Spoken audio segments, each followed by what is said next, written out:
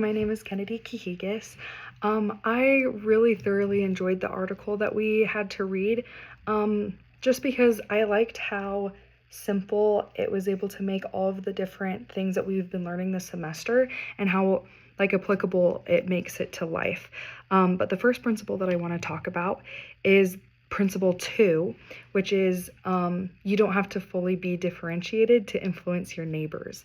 The first thing I thought about was when we were learning about the translocation experiments earlier on in the semester, how cells from the, I think it was the dorsal vegetal region or that pole, how they were moved, and even though they weren't fully differentiated, depending on where they moved out into the embryo, because it still had those mesoderm inducing signals, they could form a secondary body axis, which I thought was super interesting because again, those cells weren't fully differentiated, but they still played such a huge effect on the development of the embryo.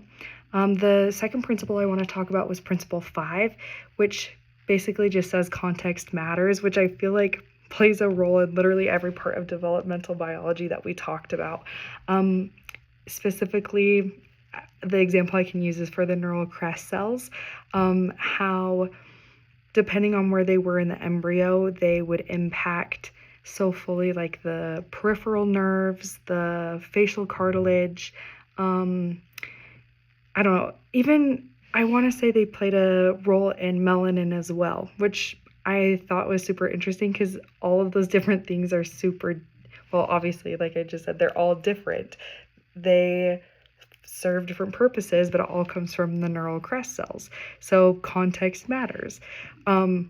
But kind of going along with that, for the third principle I want to talk about, principle number 6, which is I think is actually really similar to that previous one I just talked about, but timing is everything, and it talks about location really matters.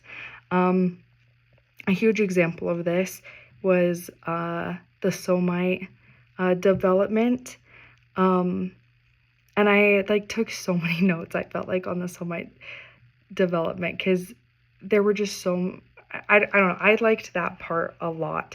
One thing that I thought was interesting, how it talks about timing matters, how the oscillation of the FGF8 to Harry 1 were 90-second, or not 90-second, 90 minutes, I think, 90-minute intervals of development, so that we could actually see how long something that had been developing for, which I just thought was so interesting, how even something like life can be measured in a way that we can understand. Anyways, but also how much location matters. How I remember hearing that if that negative feedback loop pathway of the FGF going to, I have my notes even pulled up here, but the FGF affecting the WNT3 and then going to the notch signal and then to the Harry 1 and then the segmentation, all of that, if the negative feedback loop didn't work accurately and segmentation were to continue on, that could also play a huge role in rib development, how that could spark rib growth where there shouldn't be, which is also kind of an interesting concept to me. But the fourth principle I want to talk about is principle 15, where it talks about powerful entities must be masterfully regulated. So one of the things I was thinking about is the sonic hedgehog signaling, how that's everywhere. But in the neural tube development especially, how depending on where the sonic hedgehog well, depending on the gradient of the sonic hedgehog, and then the other factors like the BMP and the transformation growth factors, how depending on the gradient of each, there would be different development. And that also would help orient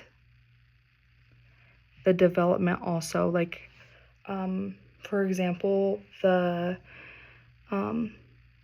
BMP and the transformer or the TGF, if that gradient was higher and the sonic hedgehog was less, then that's where it knew to create like those peripheral nerves, which I don't understand how that works. Like it's just, when I say that, I mean like I'm just in awe of all of that.